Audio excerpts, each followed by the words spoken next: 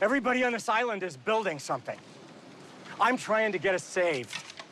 People are saved in different ways, Bernard. Lost addresses some of the big questions that face humanity. Why are we here? How do we redeem ourselves? What happens in the afterlife?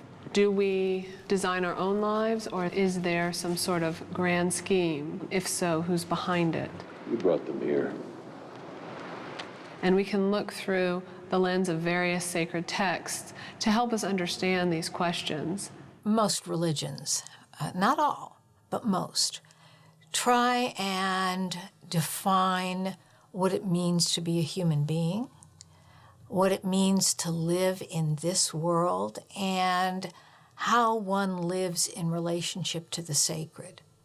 And the sacred can be the unknown, that which we really cannot know but always desire to.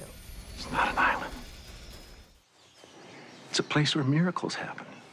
I think the show stays away from picking a particular religion from which to construct its questions or to construct any sort of answers. You see influences of Hinduism, of Buddhism, of Christianity, of Islam, of Judaism, even some of the Greek and Roman mythology stories. You see, though, that all of these religions are asking some similar questions. Can we redeem ourselves for our past transgressions? Can we make up for them? If we commit an atrocious sin, is there redemption for that? Will there be forgiveness? Perdóneme, Padre, porque he pecado. Well, certainly with this idea of redemption, that is, a Western idea. Redemption is a central theme of the three monotheistic faiths, Judaism, Islam, and Christianity. I think for Christianity in particular, you have sort of the popular language of being lost and then being found. You have lots of parables that Jesus talks about where you have a lost son who returns, or you have a lost coin that a woman finds. And that idea, I think, is central to what the Christian story is, which is that humans, by sinning, turn their vision away from God, turn their ethical lives away from God, and move in the wrong direction. We can recognize our deeds as evil, as something that caused others, as well as myself, pain. And because of Jesus, and this is particularly in the Christian tradition, we can always turn away from sin and try to redeem ourselves. I'm proud of you, Charlie.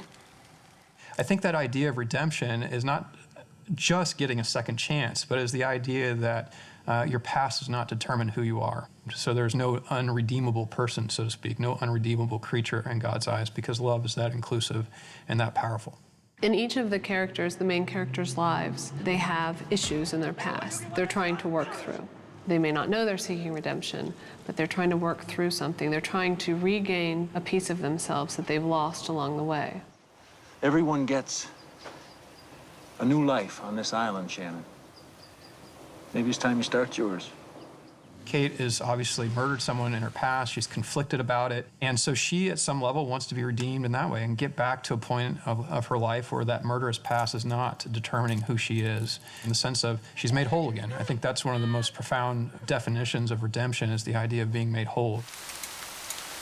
I think Sawyer is someone that you can be disgusted about. I'm not a good person, Charlie. Never did a good thing in my life. But also root for, because at some level you root for him to find his redemption. So the question is, how do they redeem themselves? What do they have to do? How much good do you have to do to make up for the bad things you've done? In terms of Christianity, at the end of life, redemption is all about, getting to the afterlife, making sure that you close that gap between you and your Maker, you and God. Well, good luck, brother. See you in another life, yeah? Generally, people are concerned with what happens after death. You're not dead. I am in hell. I know that I am in hell. You really think you're dead? Where else would I be? Almost every religion asks that. Early Hebrew religion does not really spend a whole lot of time on it. It develops in Judaism slowly, but certainly it becomes a very popular theme in Christianity. There's some mentions of afterlife in Confucianism, definitely in Taoism. It's omnipresent in Hinduism and Buddhism, Jainism, and the Sikh tradition as well. I think one of the interesting parts of Lost is that it looks at the concept of afterlife from lots of different perspectives. You have characters who are experiencing on the island what life might be like when they're not part of the mainland anymore. And then you have other characters who have obviously died while they were on the island, then seem to be coming back. Don't do it, Michael. The Tibetan Book of the Dead can be connected to Lost because there's so many images that we see on the show that have been mentioned in this particular sacred book. The Tibetan Book of the Dead is really misnamed. It should be the Tibetan Book of Life and Death and Life, because it deals with a state known as Bardo, and that is a state between death and the next life. And it is a time fraught with danger, and all sorts of things can go wrong. You need someone whispering the Tibetan Book of Life and Death in your ear as you are going through Bardo, so that when you are reborn, you can pick the right womb door, the right place to be born in.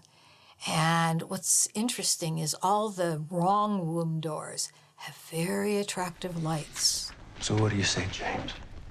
Are you ready to go home? It looks good to go there, but you're warned against many of these lights because they are pulling you toward a life which would occasion you being reborn even more times. They come, fight, they destroy, they corrupt. It always ends the same. That's the idea of the Tibetan Book of the Dead, to prepare the soul to kind of get it right the next time and eventually want to reach nirvana. People use the term reincarnation or rebirth, and that has a really good connotation. You know, I want to be reborn, everybody. But in Hinduism and Buddhism, it's being reborn into the human condition. And the human condition is essentially re-death. How would you like to go through eternity, dying over and over and over again?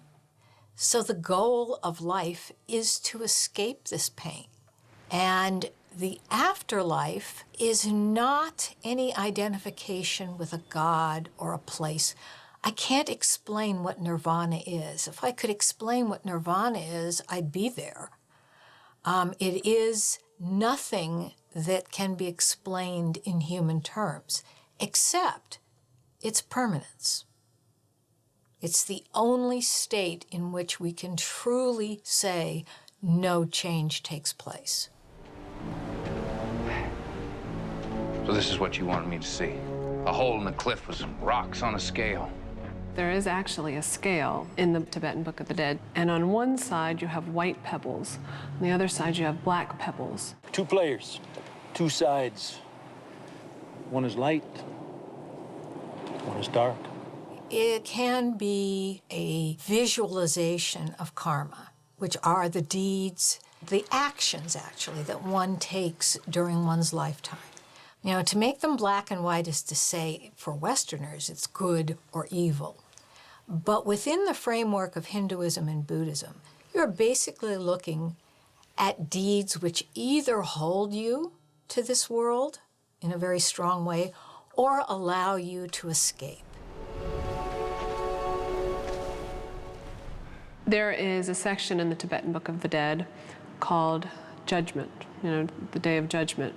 And this isn't the same kind of judgment that you hear about in the Christian Bible. They don't use the term sin, but there is an image in there of a person looking into a mirror and seeing what the book calls your naked soul. So you see yourself for who you are, for all of the past transgressions, and then you're judged. In Christian theology, as opposed to a cycle, you have a straight line. You're born, you live your earthly life, you die, and depending on your judgment, you go to an afterlife. The afterlife is a very definitive part of what it means to be Christian, because what it means is that the story of what we're living right now is not the only story. How we live now why we live the way we live now has meaning and purpose beyond just merely our physical bodies now. Now, this idea of heaven and hell has ancient roots in, for example, Greek tradition, which is all part of the Mediterranean traditions that bring us to Christianity and developments in later Judaism and later Islam. There's a very ancient history of a dark force, and certainly Zoroastrianism plays into this as well. Good and bad, dark and light.